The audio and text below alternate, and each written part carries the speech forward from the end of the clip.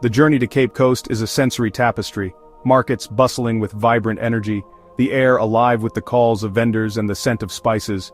Along the coast, fishing boats bob gently in the early morning light, their colors vivid against the shimmering water. The Atlantic's salty air is thick around you, mingling with the earthy aroma of the land, and every breath feels charged with anticipation. The ocean's waves crash endlessly on the shore, sending up a fine mist that clings to your skin. Here, the Atlantic feels both inviting and immense, a boundary and a bridge between continents, its history as deep as its waters. The city pulses with life, children laughing, music drifting from open windows, the hum of daily routines.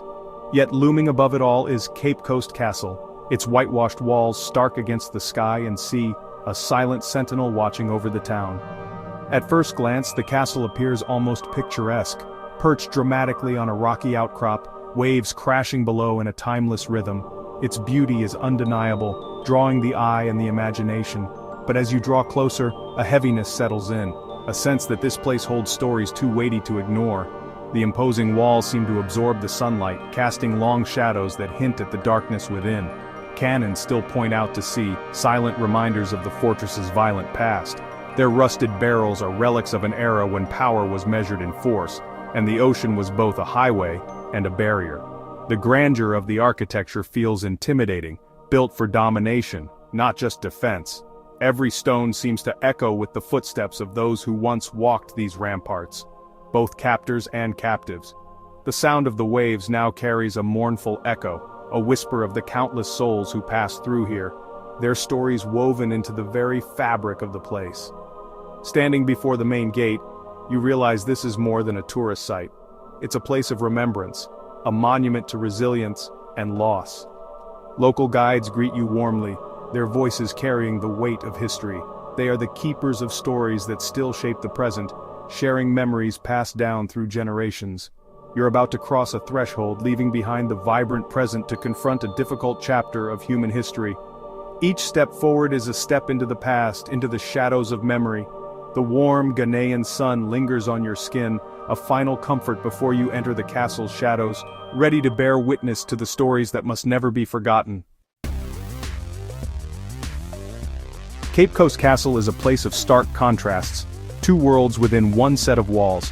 Entering the main courtyard, you step into the European domain, grand buildings, wide verandas, and ocean views. Here, governors and merchants lived in comfort, seemingly oblivious to the suffering below. The presence of a chapel is jarring, a place of worship above dungeons of cruelty. The upper world's light and the lower world's darkness define the castle's heartbreaking theme. Originally built for trade in gold and timber, the castle changed hands. Portuguese, Swedes, Dutch, British, each expanding its reach. Over time, commerce gave way to the slave trade, transforming the castle's purpose. Dungeons were carved out, and the fortress became a warehouse for human lives. This shift was no accident. It was a calculated decision with devastating consequences. Understanding this transition is key to grasping the castle's dark legacy. The guided tour is essential. Local guides, often descendants of those who lived through this history, bring the past to life with a depth and emotion that no textbook could ever capture. Their voices echo through the courtyards, weaving stories that connect the present to the pain and resilience of the past. They invite you to listen, not just with your ears, but with your heart. You're encouraged to reach out and touch the cold, rough stone walls that have witnessed centuries of suffering and survival. In that moment, you're asked to imagine the lives once confined here, the hopes and fears that filled these spaces. The tour begins in the upper levels, where sunlight streams through windows and the air feels lighter. Here, the luxury and comfort of the captors is on full display, a stark contrast to what lies below. You visit the governor's quarters, the parade grounds, and the small church, each a symbol of power, privilege, and at times, deep hypocrisy. These spaces were once filled with music, prayer, and laughter, even as unimaginable suffering unfolded just beneath their floors. The guides draw your attention to the suffering below, urging you to confront the moral contradictions that define this place. They challenge you to reflect on how such cruelty could exist alongside such comfort. As you descend, the mood shifts. The air grows cooler, heavier, and the group falls silent, each step echoing with the weight of history. Narrow, winding staircases lead you from the world of the captors to the world of the captives. The transition is physical but also deeply emotional. In the dim light of the dungeons, the guides share stories of men, women, and children, captured from their villages, forced to march for miles, and imprisoned in these suffocating cells. Their voices tremble with empathy as they recount the unimaginable hardships endured here. These are not just historical facts, they are personal tragedies repeated millions of times, each one leaving a mark on the collective memory of humanity. The faces of visitors reflect shock, sorrow, and a deep sense of connection to those who suffered. The stone walls seem to absorb these stories, holding within them the echoes of resilience, fear, and sorrow. Every corridor, every cell, is heavy with the presence of those who came before. The tour is not just about seeing, it's about feeling the weight of history settle on your shoulders. In the silence, you sense the gravity of what happened here. The guide's words make the past immediate and real, bridging centuries and continents. Their passion ensures that these stories are not forgotten, but carried forward. You leave this part of the castle changed, carrying the echoes with you, reminders of both the darkness of history and the enduring strength of the human spirit. Entering the male dungeons is a moment you'll never forget. As you cross the threshold, a chill runs down your spine and the weight of history presses in from every side. The thick, humid air seems to whisper the stories of those who once filled this space. Darkness engulfs you, the air is heavy and cold. The only light comes from small, high windows, barely illuminating the stone walls. Every breath feels labored, as if the very atmosphere is saturated with sorrow. Up to 1,000 men were crammed here, forced to live in filth and darkness for weeks or months. The stench of human suffering once filled this room, and the echoes of their pain still seem to linger in the silence. The floor beneath you is not original, it's a hardened layer of centuries-old human suffering. Layers of waste, sweat, and tears have fused with the stone, creating a permanent reminder of the torment endured here. The guide's voice is somber, describing disease, starvation, and despair. He recounts how men were shackled together, denied even the most basic needs, and left to survive in unimaginable conditions. This was a place designed to break the human spirit. The walls seem to close in, and the oppressive atmosphere makes it hard to imagine how anyone could endure such cruelty. Yet, even here, stories of resistance and resilience emerge. Men who fought back, who sang and told stories to survive. In the darkest moments, they found ways to hold on to hope, supporting each other through song, prayer, and whispered memories of home. The dungeons were not just sites of suffering, but also of strength. The human spirit, though battered, was never fully extinguished, and traces of courage remain etched into these walls.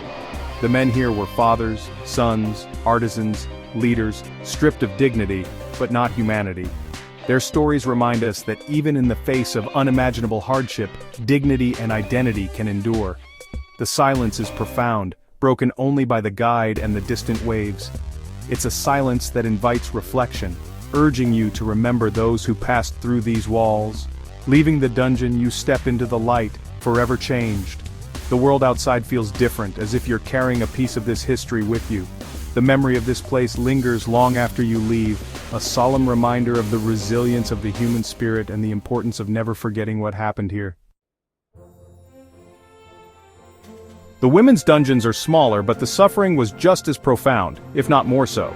Here, women endured starvation, disease, and systematic sexual violence. A staircase links the governor's quarters to the women's dungeons, a chilling architectural reminder of abuse. Women who resisted were punished, often chained in the courtyard as warnings. Yet stories of bravery and defiance persist.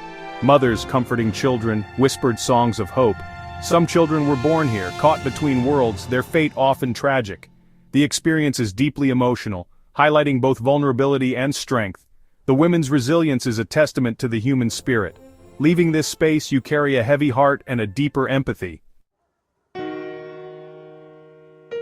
The tour's emotional climax is the Door of No Return, a small opening facing the sea. Through this door, millions left Africa forever, their last contact with home. The sound of waves is constant, echoing the terror of the Middle Passage. The guide explains, this was the point of ultimate dehumanization, branding, chaining, and forced onto ships. The door is a symbol of loss and forced migration. Yet, outside, the words Door of Return have been added, a gesture of homecoming for the diaspora. It transforms a symbol of loss into one of reclamation. Passing through, you step from darkness into sunlight, reflecting on the past and present. The castle behind you, the vibrant life of Cape Coast ahead, you feel the weight of history. The door of no return becomes a bridge across oceans and time. It connects all who visit to the enduring story of struggle and survival. The tour ends at the castle's museum, a space for reflection and context. Artifacts, maps, and testimonies tell the broader story of the Gold Coast and the slave trade. The exhibits connect personal stories to global forces, showing the scale and mechanics of the trade. Chains, shackles, and branding irons behind glass have a chilling power. The museum highlights African resistance, rebellions, cultural survival, and abolitionists. It celebrates the rich history of Ghana's people, reminding visitors of vibrant societies disrupted by slavery.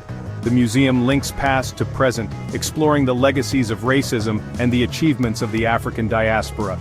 The tour ends on a note of hope and empowerment, emphasizing survival and resilience. You leave inspired by the strength of those who endured and the culture that thrives today. Leaving the castle, you're greeted by the vibrant life of Cape Coast, laughter, music, and bustling markets.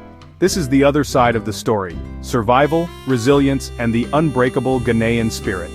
The people here live in the castle's shadow, but are not defined by it. Engage with the community, walk the town, visit markets, listen to stories. Their optimism is a powerful antidote to the sorrow of the castle. Ghana's motto, freedom and justice, reflects its journey from colonialism to independence. The nation preserves these castles as educational tools, confronting history with honesty. For travelers, this is a profound connection to Ghana's soul. You witness both the weight of history and the hope that defines the present. The enduring spirit of Ghana is a lesson in remembrance, forgiveness, and building a brighter future. A visit to Cape Coast Castle stays with you. The images, the stories, the weight of history. Your responsibility is to become a witness, carrying the story forward. Places like this remind us of both human cruelty and resilience. Share your experience, not just in photos, but in feelings and lessons learned. Encourage others to see this history as a human story with lasting consequences. Remembrance is an act of hope. By facing the past, we build a better future. The lessons here are universal. The dangers of dehumanization, the need for empathy and justice. The castle is both a warning and a call to action. Carry this story with respect, and let it inspire you to work for freedom and justice for all. Thank you for joining this journey. May it deepen your understanding and compassion.